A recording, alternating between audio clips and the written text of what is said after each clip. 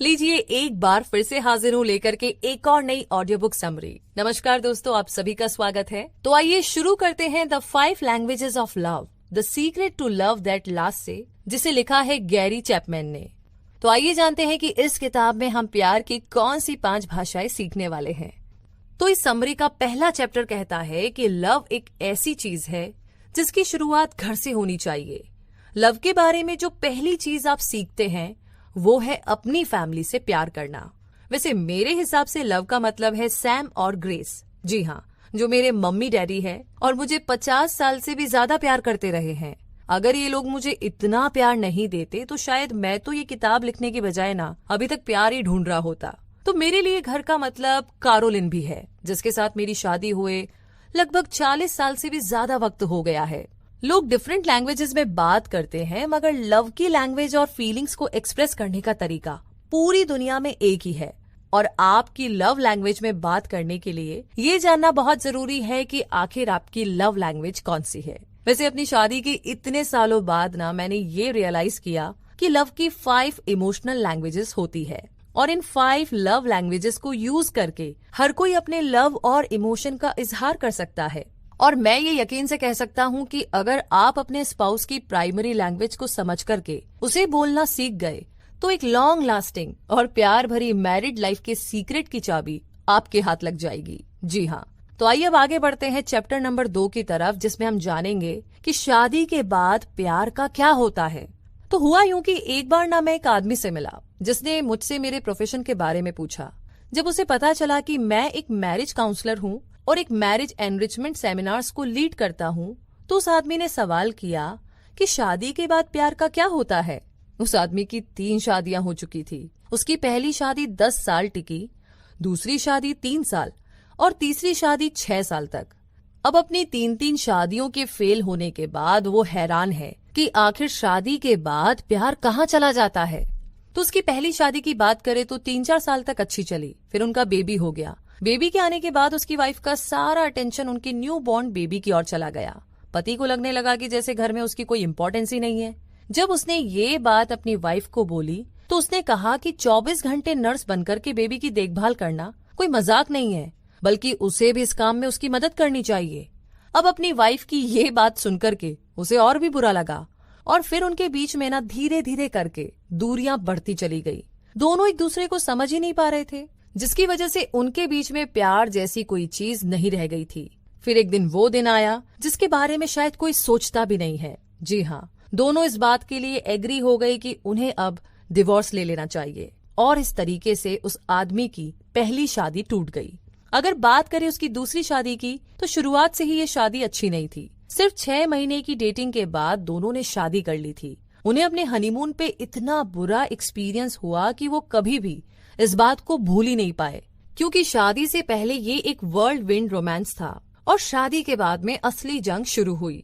फिर जल्दी ही ये दूसरी शादी भी नहीं टिकी और उस आदमी का एक बार फिर से डिवोर्स हो गया। फिर 3 साल के बाद में वो और एक लड़की से मिला जिससे उसने 2 साल डेटिंग की और उसके बाद में शादी कर ली। तो इस लड़की के साथ शादी करने से पहले उनके रिश्ते काफी अच्छे थे। इस लड़की के जितना पॉजिटिव इंसान तो उसने आज तक नहीं देखा था। मगर शादी के कुछ महीने के बाद ही वो छोटी छोटी बातों पर ना कंप्लेन करने लगी, जैसे कि तुमने कूड़ा बाहर क्यों नहीं रखा या कपड़े सुखाने क्यों नहीं डाले। फिर कुछ दिन के बाद उसने उस आदमी के कैरेक्टर पर सवाल उठाना शुरू कर दिया। वो उसे कहती थी कि मैं तुम पर ट्रस्ट नहीं कर सकती, मैं तुम पर विश्वास नहीं कर सकती, तुम्हारा ना बाहर जरूर से अफेयर चल रहा है। और उसकी शिकायतें रोज रोज बढ़ती ही जा रही थी और इस तरीके से वो नेगेटिव बिहेव करने लगी थी। उनकी मैरिड लाइफ में ना कुछ भी ठीक नहीं था और फिर एक दिन उस आदमी ने अपनी 3rd वाइफ को भी छोड़ने का मन बना लिया। उसके दिल में उस लड़की के लिए प्यार बिल्कुल खत्म हो चुका था और इस तरीके से फिर तीसरी बार उसका डिवोर्स हो गया। तो ऐसे हजारों लोग हैं जो शादी करने के बाद डिवोर्स ले लेते हैं। ज्यादातर शादियां इसीलिए नहीं टूटती कि उसे बचाने के लिए कोई सिंसियर एफर्ट नहीं हुआ, बल्कि इसीलिए क्योंकि लव को रॉन्ग वे में एक्सप्रेस किया गया। फिर वो अपने दोस्तों, थेरेपिस्ट और काउंसलर से ये वजह पूछते रहते हैं कि आखिर ऐसा क्यों हुआ। और इस सवाल का ना सीधा सा जवाब है और बहुत ही आसान। मैरिड लाइफ यानी कि शादीशुदा जिंदगी में एक रोमांटिक लव की डिजायर होना ह्यूमन साइकोलॉजिकल मेकअप है इसीलिए आपको अपने पार्टनर को अटेंशन देने की जरूरत है और आपको इसके लिए उसकी प्राइमरी लव लैंग्वेज को सीखना होगा, क्योंकि हर इंसान की डिफरेंट लव लैंग्वेज हो सकती है। इसीलिए आपको अपनी और अपने पार्टनर की लव लैंग्वेज आइडेंटिफाई करनी होगी, यानी कि उसे पहचानना होगा, जिससे कि आप एक long lasting happy married life का मजा ले सके। तो आइए आगे बढ़ते हैं चैप्टर नंबर 3 की तरफ, जहां पर इंस्ट्रक्शन है कि keeping the love tank full, यानी कि आपको अपने लव टैंक को फुल रखना है, क्योंकि हर किसी का एक इमोशनल लव टैंक होता है। जब भी कोई पर्सन लव को प्राइमरी लैंग्वेज में रिसीव करता है तो उसका लव टैंक भरने लगता है और इस तरीके से लोगों को लव की फील होती है। और जब हमें लव अपनी प्राइमरी लैंग्वेज में नहीं मिलता है तो धीरे धीरे ये टैंक खाली होता जाता है और हमें फील होता है कि हमारी लाइफ में लव की कितनी कमी है।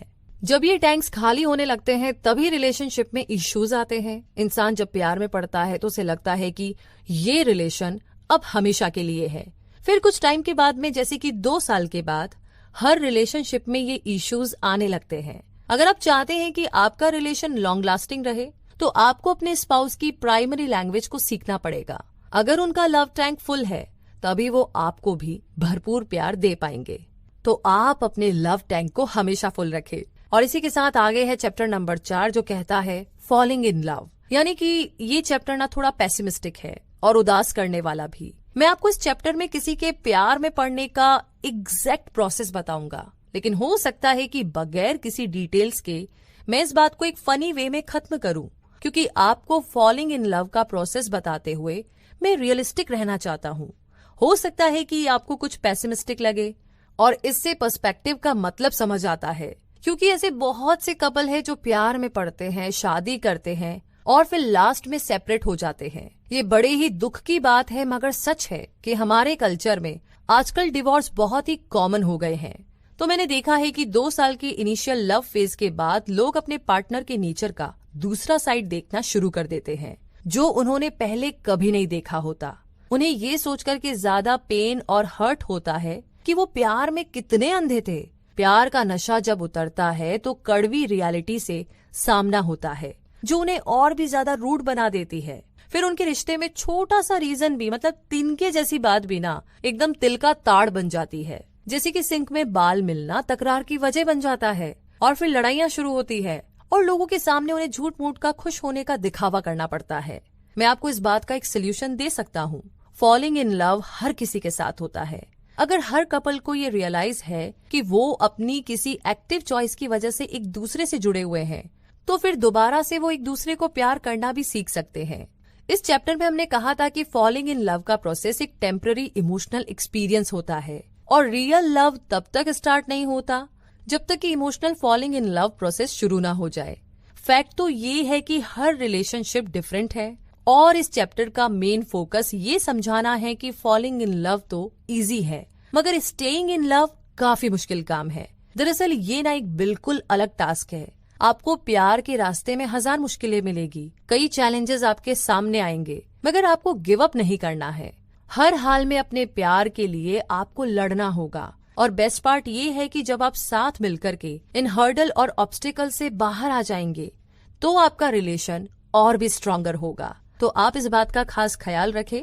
और आगे चैप्टर नंबर 5 में है प्यार की पहली भाषा, यानी कि फर्स्ट लव लैंग्वेज, जो है वर्ड्स ऑफ अफर्मेशन। जी हाँ, मेरे हिसाब से आपके पार्टनर के एक्सप्रेसिवली दिल खोल करके आपकी तारीफ करने से आपको ना हद से ज्यादा खुशी मिलती है और आप पैम्पर्ड फील करते हैं। तो आपको भी अपने पार्टनर को अप्रिशिएट करना चाहिए, उन्हें प्यार के बदले प्यार देना चाहिए। ये आपकी पार्टनर की लव लैंग्वेज है। इसे समझे और इसी हिसाब से अपने रिश्ते में आगे बढ़े। जैसे कि एक बार एक लेडी 9 महीने तक ट्राई करने के बाद भी अपने हस्बैंड को बेडरूम में पेंट करने के लिए मना नहीं सकी, तो वो मेरे पास अपनी प्रॉब्लम लेकर आई। तो मैंने उसे एडवाइस दी कि आपका हस्बैंड जो कुछ भी करे उसे हर छोटी बड़ी बात के लिए ना कॉम्प्लीमेंट देना शुरू कर दीजिए। और फिर देखिए कमाल, उस लेडी ने ठीक ऐसा ही किया और जादू चल गया। उसके हस्बैंड ने खुशी खुशी उनका बेडरूम पेंट कर दिया। जरूरी नहीं कि हर बार एक्शन वर्ड से लाउडर ही हो। वर्ड्स ऑफ अफर्मेशन किसी का भी कॉन्फिडेंस बढ़ा सकते हैं। अगर आपकी प्राइमरी लैंग्वेज ये है तो इसका मतलब है कि जब कोई आपको रियल कॉम्प्लीमेंट दे, आपसे कहे आई लव यू, साथ ही अगर दूसरी और किसी की इंसल्ट से आपका हार्ट ब्रेक होता है, जो आपके दिल में लॉन्ग लास्टिंग रहता है। तो मेरी एडवाइस यही है कि कभी भी अपने पार्टनर के इमोशंस को हर्ट ना करें। ये बात हमेशा याद रखें, वरना एक जरा सी मिस्टेक भी आपके पार्टनर का दिल दुखा सकती है। इन शॉर्ट ये कि आपको बढ़ा चढ़ा करके तारीफ नहीं करनी है, लेकिन हाँ, उन्हें टॉन्ट नहीं मारना है, उन्हें ताने नहीं कसने हैं। एकदम सटल तरीके से आपको अपनी बात उनके सामने रखनी है और धीरे धीरे आप इस प्यार की भाषा को कहने की, एक्सप्रेस करने की कोशिश कीजिए और धीरे धीरे करके आप इस भाषा में परफेक्ट हो जाएंगे और फिर शायद आपको थोड़े टाइम बाद इसमें एफर्ट नहीं लगाना पड़ेगा। लेकिन अच्छी बात यह है कि आप इस प्यार की भाषा को जान पाए हैं। और आगे जानते हैं चैप्टर नंबर 6 में लव लैंग्वेज नंबर 2 के बारे में, जो है क्वालिटी टाइम।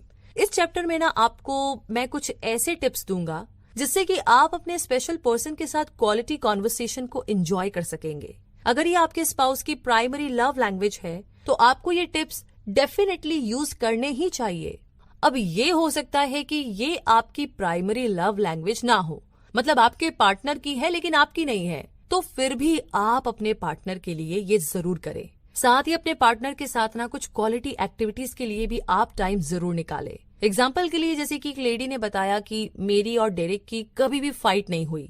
ऐसा इसलिए नहीं था कि उनके रिश्ते में कभी कोई हार्डशिप नहीं आई थी, बल्कि इसीलिए क्योंकि उन्हें किसी भी चीज के लिए फाइट की जरूरत ही नहीं पड़ी।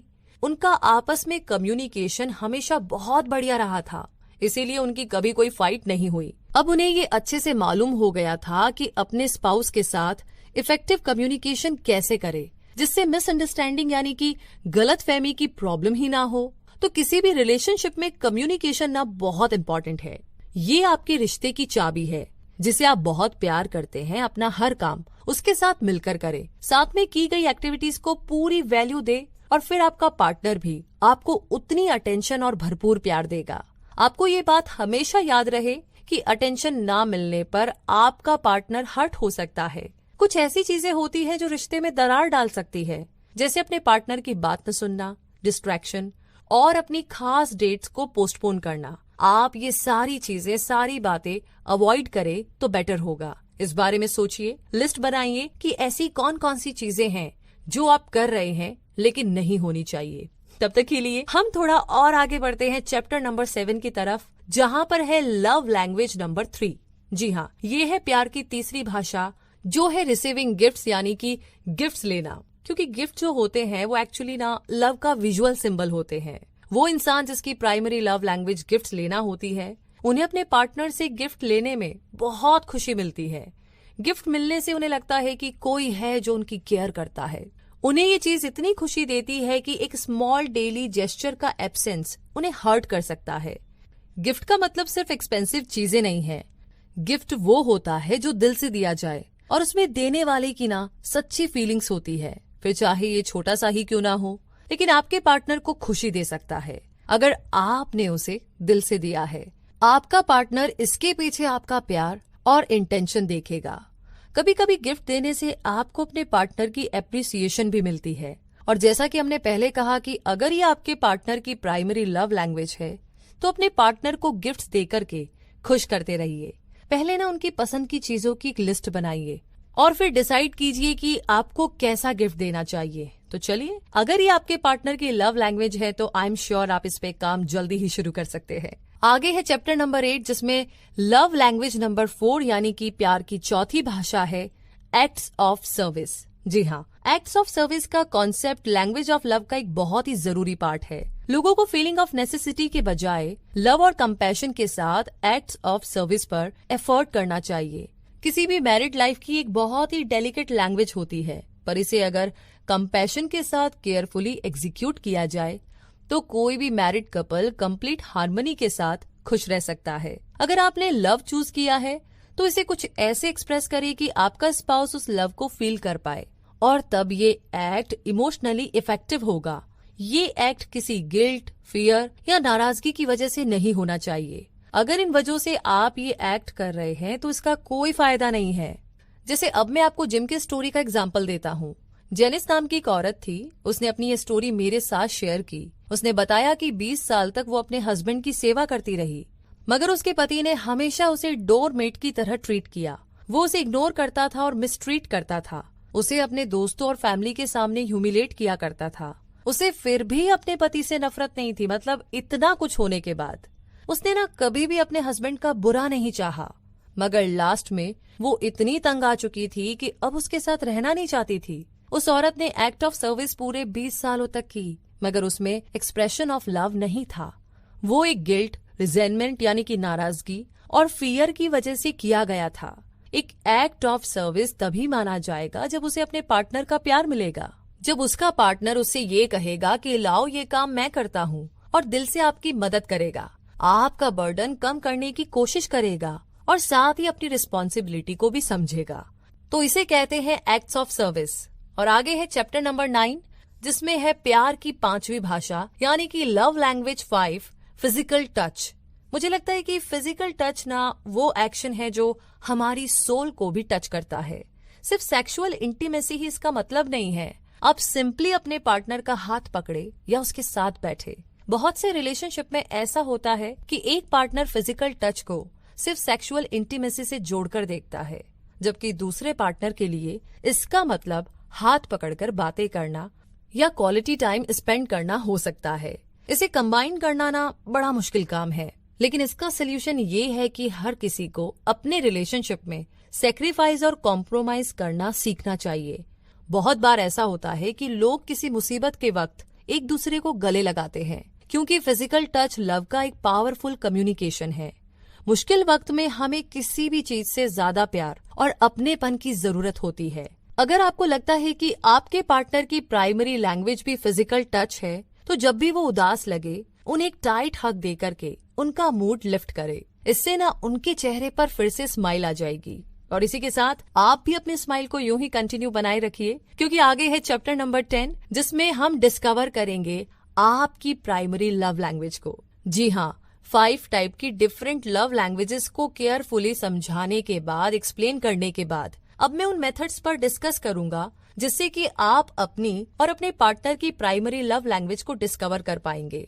इसे करने के पीछे ना 2 बेसिक कारण है। पहला तो ये है कि आपको अपनी लैंग्वेज समझ में आ जाएगी, और दूसरा ये है कि आपको ये भी पता चल जाएगा कि आपका पार्टनर क्या प्रेफर करता है। मैं यहाँ पर बॉब की स्टोरी आपको बताना चाहूंगा, जिसे लगता है कि फिजिकल टच थ्रू इंटीमेसी के साथ साथ वर्ड्स ऑफ अफर्मेशन उसके लिए प्राइमरी लव लैंग्वेज है। और यहाँ पर मैं ये बात भी क्लियर करना चाहूंगा कि बहुत से आदमी ये समझने की गलती करते हैं कि जो उन्हें पसंद है वही चीज उनके पार्टनर को भी अच्छी लगती होगी। उन्हें लगता है कि औरतें बिना फिजिकल टच का मतलब सिर्फ सेक्स समझती है, जबकि ऐसा नहीं है। मुझे यकीन है कि अगर किसी औरत को अपने पार्टनर से एप्रिसिएशन, लव और केयर मिले तो वो खुद ही फिजिकली इंटीमेट होना चाहेगी। तो पहले आप ना अपनी लव लैंग्वेज को आइडेंटिफाई करें, उसे पहचाने, उसे समझे, जिससे कि आपके पार्टनर के साथ आपका इमोशनल कॉन्फ्लिक्ट कम से कम हो। जो कपल अपनी प्राइमरी लव लैंग्वेज को समझ लेते हैं, उन्हीं के बीच में ना ज्यादा गहरा प्यार होता है। तो प्यार की इस गहराई में और डीप जाने के लिए आगे चैप्टर नंबर 11 कहता है कि लव इज अ चॉइस। जी हाँ, अपनी मैरिड लाइफ को लॉन्ग लास्टिंग बनाने का ना एक ही तरीका है कि आप एक दूसरे की लव लैंग्वेज को समझे और हर रोज एक दूसरे को लव करने का वादा करें, जिससे कि आपका लव टैंक हमेशा फुल रहे। इस चैप्टर में रीडर्स के लिए एक सवाल है और ये जानने की कोशिश की गई है कि कितनी पॉसिबिलिटी है कि कपल अपना गुस्सा और पास्ट की गलतियों को अनदेखा करके एक दूसरे की लव लैंग्वेज में कम्युनिकेट करें। तो मेरे पास ना इसका ये जवाब है कि बेसिकली प्यार सही और गलत दोनों रीजंस की चॉइस है। प्यार में जब एक पार्टनर से कोई मिस्टेक हो जाती है तो उसे माफी मांग लेनी चाहिए। एक मैरिज का मतलब यही है कि इसमें सही और गलत दोनों डिसीजन हो सकते हैं। तो दोनों पार्टनर्स को ना अपनी गलती के लिए सॉरी बोलना चाहिए और माफ करना भी सीखना होगा। हर किसी को अपने लाइफ पार्टनर की कद्र करनी चाहिए। हो सकता है कि उनमें लाखों बुराइयां हो, मगर उनके साथ राइट इमोशन के साथ डील करना ही सच्चा प्यार है। आपके बीच कितनी भी बहस हो, कितनी ही लंबी क्यों ना हो, फिर भी फोकस्ड रहे और प्यार करना कभी ना छोड़े, क्योंकि हर रिलेशनशिप में स्पार्क होना चाहिए, क्योंकि आदमी और औरत दोनों इसके लिए तरसते हैं। इस किताब के लेखक ने यही एडवाइस दी है कि अगर अपनी लव लाइफ आपको मेंटेन रखनी है तो एक दूसरे की लव लैंग्वेज को सीखे और साथ में माफी मांगना और माफ करना भी, जो कि आपको किसी भी टफ सिचुएशन में एक साथ जोड़े रखेगा। तो चलिए इस बात का खास ख्याल रखें। और आगे है चैप्टर नंबर 12 जो कहता है कि लव मेक्स द डिफरेंस। जी हाँ, साइकोलॉजिस्ट ने ये डिक्लेयर किया है कि एक्चुअली लव आपकी दूसरी नीड्स जैसे कि सिग्निफिकेंस, सिक्योरिटी और सेल्फ अप्रिशिएशन के साथ भी एक कनेक्शन फॉर्म करता है।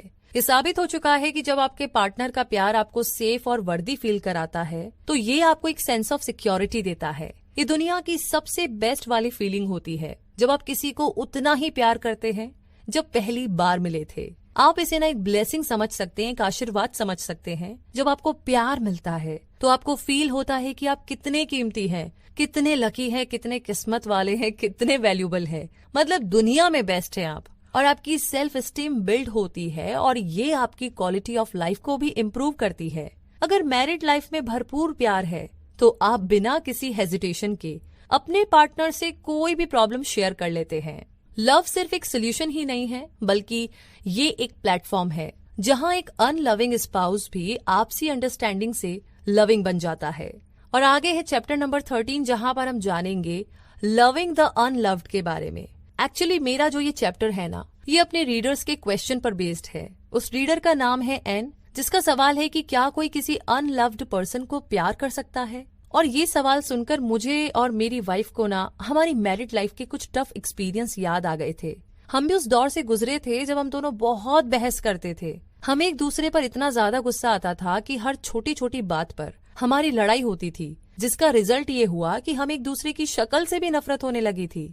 और हमारे इश्यूज इतने ज्यादा बढ़ गए थे कि हमारी मैरिड लाइफ में लव के कॉन्सेप्ट पर से ही यकीन उठ चुका था। तब हमने एक साथ बैठकर के एक दूसरे के इमोशंस को हर्ट किए बगैर सारी प्रॉब्लम्स को डिस्कस की। गुस्से और हेट के बजाय हमने सॉफ्ट मैनर में एक दूसरे की बातें सुनी और समझी, बिना जज किए। हमने बिना किसी एक्स्ट्रा डिमांड के ऑनेस्ट सजेशन दिए जिससे कि हमारा प्यार भरा रिश्ता बरकरार रहे। और इन सब का रिजल्ट ये निकला कि हमने अपनी लैंग्वेज ऑफ लव को डिस्कवर किया। जी हाँ, किसी अनलव्ड पर्सन को प्यार करना ना किसी के लिए भी एक बहुत ही टफ जॉब हो सकती है।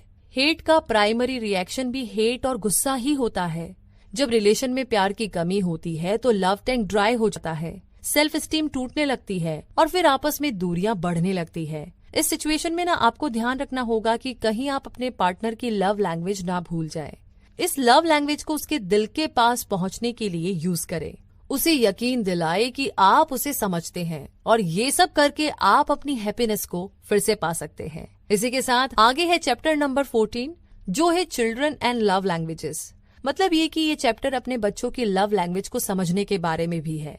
आपको अपने बच्चों के साथ एक स्ट्रॉन्ग कनेक्शन और लविंग रिलेशनशिप को डेवलप करना सीखना होगा।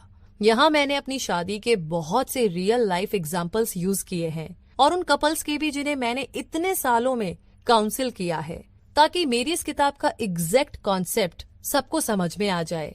मैंने रिलेशनशिप और मैरिज में आने वाली ऐसी कई डिफरेंट सिचुएशन और इश्यूज को भी डिस्क्राइब किया है जिन्हें मैंने काउंसिल किया है। तो इस चैप्टर में मैंने बताया है कि बच्चे अपनी प्राइमरी लैंग्वेज ऑफ लव को शो करने के लिए कैसे डिफरेंटली एक्ट करते हैं। अगर किसी बच्चे की हैबिट है कि वो अपने पेरेंट्स से टोकन ऑफ अप्रिसिएशन लेता है तो हमेशा उसे पेरेंट्स के गिफ्ट्स मिलने की चाहत रहेगी। ये उसकी प्राइमरी लैंग्वेज ऑफ लव है। अगर हर पेरेंट्स को अपने बच्चों की प्राइमरी लैंग्वेज ऑफ लव मालूम हो तो वो इसी हिसाब से अपने बच्चे की परवरिश करके उसे एक मेंटली स्टेबल पर्सन बनाने में हेल्प कर सकते हैं। और जब बच्चे की लव लैंग्वेज को इग्नोर किया जाता है तो वो उनके बचपन को ही नहीं बल्कि पूरी जिंदगी को बैडली अफेक्ट कर सकता है। तो इस किताब में मैंने हर लव लैंग्वेज के लिए 2 एडिशनल सजेशन भी दिए हैं। मैंने हस्बैंड और वाइफ्स के लिए प्रोफाइल सर्विस भी डिस्क्राइब की है क्योंकि इससे प्राइमरी लव लैंग्वेज को आइडेंटिफाई किया जा सकता है। और ये एक पेरेंट की रिस्पॉन्सिबिलिटी है कि वो अपने बच्चे की लव लैंग्वेज की नीड को समझे और उसे मेंटली, फिजिकली और साइकोलॉजिकली पूरा प्यार और सपोर्ट दे। हर बच्चे को प्यार का एहसास कराया जाना चाहिए और इस प्यार के एहसास को यूं ही बरकरार रखते हुए आगे बढ़ते हैं चैप्टर नंबर 15 की तरफ, जहां पर हम जानेंगे अ पर्सनल वर्ड के बारे में। मैं यहाँ पर 5 लैंग्वेजेस ऑफ लव का रिकैप करता हूँ। कम्युनिकेशन किसी भी रिलेशन का एक बहुत ही इफेक्टिव और जरूरी पार्ट होता है और 5 लव लैंग्वेजेस किसी भी सिचुएशन को बदल सकती है, मगर ये तभी होगा जब पार्टनर एक दूसरे की प्राइमरी लव लैंग्वेज में बात करेंगे। लोग कई सारे इमोशनल एक्सपीरियंस, हिस्ट्री और बैगेज के साथ ना एक शादीशुदा लाइफ में एंटर करते हैं। हर किसी की डिफरेंट पर्सनैलिटी होती है, अपना एक डिफरेंट कैरेक्टर होता है। हर कोई शादी को लेकर के अपनी एक डिफरेंट सोच और अप्रोच रखता है। आपके बीच में कई सारे डिफरेंसेस हो सकते हैं, मगर फिर भी कभी भी अपने पार्टनर को इमोशनली हर्ट ना करे। जब कोई कपल आपस में अंडरस्टैंडिंग के लिए एक कॉमन ग्राउंड ढूंढ लेता है, तो वो एक दूसरे के साथ रहने के लिए और शादी को बचाने के लिए कॉम्प्रोमाइज करना भी सीख लेते हैं। और इस चैप्टर में मैंने सारे लेसन्स रिविजिट किए हैं, जिससे कि रीडर्स को एक क्लियर कॉम्प्रिहेंशन मिल जाए। और इस बुक का असली मकसद सारे मैरिड कपल्स तक पहुंचना है। आपको बुक से समझ आ जाएगा कि लेखक इस बारे में कितना डेस्परेट है कि सारी मैरिजेस सक्सेसफुल और लॉन्ग लास्टिंग बने। मैं यहाँ पर अपना ये ड्रीम भी शेयर करना चाहता हूँ कि डिवोर्स रेट बहुत ही कम हो जाए या ना ही हो। मैं हर कपल को उनकी लव लाइफ के लिए एक पॉजिटिव इम्पैक्ट देना चाहता हूँ। तो कंक्लूजन ये है कि द 5 लव लैंग्वेज लव के बारे में एक ग्रेट स्टोरी है जो आपकी रिलेशनशिप को स्ट्रॉन्ग बनाती है। प्यार एक ऐसी चीज है जिसे फील किया जाता है। इसके लिए अपने पार्टनर को स्पेस और टाइम दे, उन्हें इम्पोर्टेंस दे और उन्हें स्पेशल फील कराए। मैं यही सजेस्ट करूंगा कि अपने पार्टनर की लव लैंग्वेज डिस्कवर करें, ताकि आप भी उसे सीख करके उनसे उनकी लव लैंग्वेज में बात कर सके, जो उन्हें ढेर सारी खुशियां देगा। आप अपने पार्टनर से कैसे प्यार का इजहार करते हैं, इस बात पर ध्यान देने की जरूरत है। और अगर आपके पार्टनर को आपसे कुछ शिकायतें हैं तो उस पर गौर करें, एनालाइज करें कि वो आपको किस तरीके से बिहेव करते हुए देखना चाहते हैं। मैरिज में एक रोमांटिक लव की डिजायर हर ह्यूमन के साइकोलॉजिकल मेकअप में डीपली रूटेड होती है। हर एक को चाहिए कि वो अपने लाइफ पार्टनर को वैल्यू दे और अपने रिश्ते में एफर्ट्स डाले, अपने प्यार को एक्सप्रेस करना सीखे और लव लैंग्वेजेस की ये सिंपल बेसिक टिप्स फॉलो करके एक लॉन्ग लास्टिंग रिलेशनशिप को एंजॉय करें। तो दोस्तों, इसी के साथ ये समरी यहीं पर खत्म होती है। आप में लिख करके हमें जरूर बताइए कि आपके पार्टनर की या आपकी कौन सी प्यार की भाषा है। हाँ, मतलब अगर आप मैरिड नहीं हैं तो भी आप हमें बता सकते हैं, ताकि आगे के लिए आपको बिल्कुल क्लियर हो जाए कि एग्जैक्टली आपको क्या करना है। और आपको तो पता है आजकल जमाना कितना आगे बढ़ गया है, क्यों हम उन प्रॉब्लम्स का आने का इंतजार करें। तो हमें जरूर लिख करके बताइए वो कौन सी लैंग्वेज है, और साथ ही ये समरी आपको कैसी लगी वो भी आप हमें बताइए। तो होगी आपके साथ जल्द ही मुलाकात, और बाकी सबके साथ भी शेयर करते रहिए। तब तक के लिए जय हिंद।